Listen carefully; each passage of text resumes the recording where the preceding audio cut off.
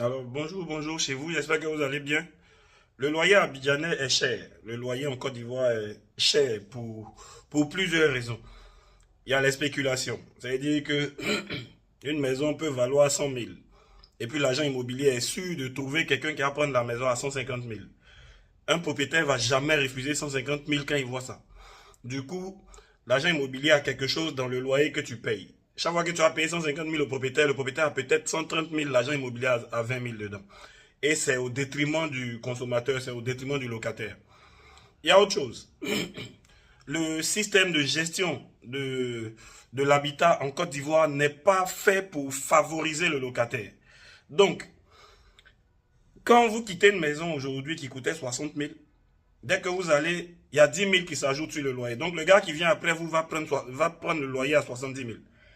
Si vous partez, il y a 10 000 qui s'ajoutent. Le gars qui vient après vous va avoir le même loyer à 80 000. C'est ce qui peut expliquer que dans le même bâtiment, par exemple, là où moi je vis ici, loyer 160 000. Mais pour le même type d'appartement, il y a des gens qui payent 200 000 pendant que d'autres payent 140 000.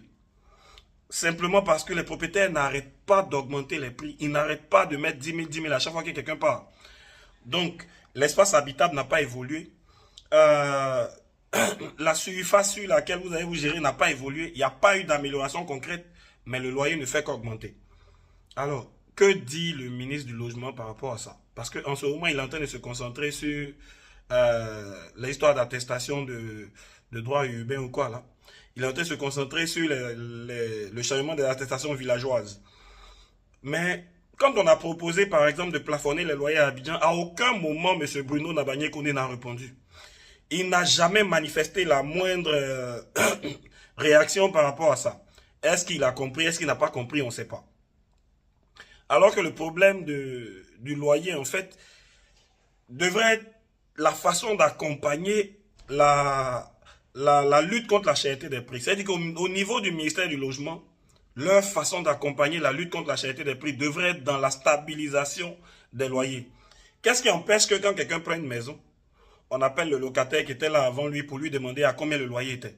De telle sorte que le propriétaire ne puisse pas augmenter le loyer au détriment du nouveau locataire. C'est-à-dire que, simple, tu viens à Angré, tu prends un appartement. Tu prends un appartement à Angré, et l'appartement que tu prends, c'était 120 000. Quand tu arrives, le propriétaire va te dire 140 000. Mais, si dans le protocole qui est mis en place par le ministère du Logement, on arrive à avoir l'État comme troisième partie de la transaction locataire-propriétaire. Donc locataire-propriétaire-État. Et que l'État demande qu'on envoie les reçus de l'ancien locataire et son contrat. Donc c'est déposé, on sait de quoi il s'agit. Ça veut dire que la maison était 120 000. Pourquoi le propriétaire veut monter qu'à 140 000? Alors qu'il n'y a aucune raison de le faire. Ça pourrait permettre de stabiliser le coût du loyer à Abidjan. Parce qu'en vrai, quand tu quittes un appartement, la personne qui vient après toi est sûre à 200% de voir le loyer augmenter. Il n'y a rien à faire. Donc, si l'État s'en mêle, si le ministère de la Construction, du Logement et de l'Urbanisme s'en mêle, si la nouvelle agence pour l'habitat en Côte d'Ivoire s'en mêle, et que leur objectif est de maîtriser le coût du loyer en Côte d'Ivoire et à Abidjan, normalement, on devrait aboutir à un protocole de ce genre-là. C'est-à-dire que quand quelqu'un quitte une maison, lui qui vient là, parmi les trucs qu'on lui demande, on appelle l'ancien locataire pour avoir les deux derniers reçus ou le contrat, savoir que c'était déjà lui qui habitait là, et que c'est lui qui vient de partir, et que le loyer coûtait tel montant. Donc le propriétaire ne peut rien faire, parce que la loi est déjà claire dans la façon d'augmenter les loyers. La loi dit qu'un propriétaire peut augmenter les loyers après 3 ans de 10%. Mais ce que les gens font aujourd'hui, là, ça ne rime à rien de bon. Et malheureusement, notre ministère du Logement nous regarde sans jamais intervenir dans ce domaine-là. Alors que moi, Lucas, j'ai soulevé ça, j'ai envoyé des courriers chez eux, au moins 5 fois. Mais il n'y a jamais eu de réponse.